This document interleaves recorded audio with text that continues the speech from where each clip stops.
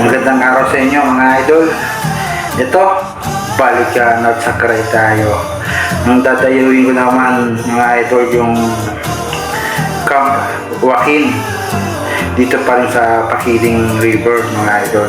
Pero bago kayo pumasok dito, ito yung lilikuan nyo, yung Barangay Paraca.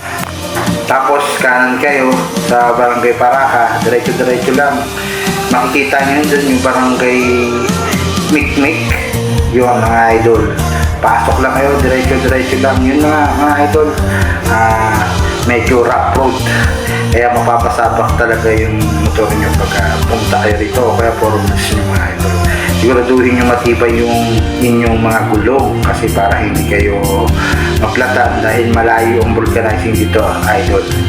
Ito yung unang babayaran, barangay fee, environmental fee na 20 pesos per head.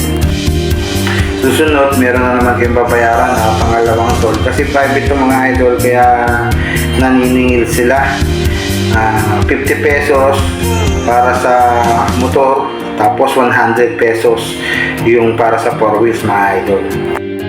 Tapos ito na yung huli mga idol, 50 pesos dito sa motor, saka 100 din sa 4 wheels mga idol. Sunod, wala na, diretso na. Ingat lang talaga sa pag-drive mga idol dahil napakadulas yung daan, dahil mabato-bato, kaya ingat-ingat talaga. Dapat talaga bago yung gulong. Ito yung signage nila dahil marami ritong traffic site mga idol. Yung isa na yung Happy Farm na na-vlog ko na. Ito yung pupunta natin, Camp Joaquin. Tapos meron din dito yung tinatawag ng Triple P na susunod na pupuntahan natin mga idol. Ang pagpunta pala dito mga idol, kung taga Novaliches lang kayo, wala pang 2 oras, kung tuloy-tuloy mga idol, nandito na kayo. Kasi ang takbo ko lang talaga, takbong pogi lang mga idol. Matakbo lang ako ng pinaka top speed ko 70. Kaya bago pala matapos tong video ko mga idol, paki-subscribe naman ang aking YouTube channel, Food Driver Riders, at saka aking FB page, Food Driver Riders. Malaking tulong na to sa akin mga idol. At comment na rin kayo kung saan yung gustong puntahan ko. Sa mga idol, salamat. Ito, nandito na tayo sa Camp Joaquin mga idol. Ayan, nakita nyo.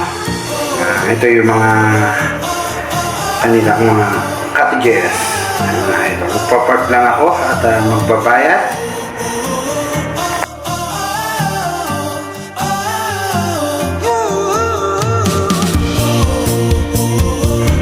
Maraming mga paborito na pwede yung rentahan mga idol.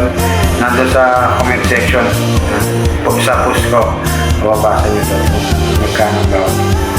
Laking area nito mga idol, marami rito. May ATV dito, pwede may kabayo, pwede nyo rentahan, may bilyaran, may tindahan na rin mga idol. Yan o, ito yung kanilang paliguan. Pwede sa mga bata mga idol kasi mababaw yung tubig, tapos napakalinaw. Yan ang kanilang area. Ito yung inupahan namin ni Mrs. Ito yung side ko. Ayan.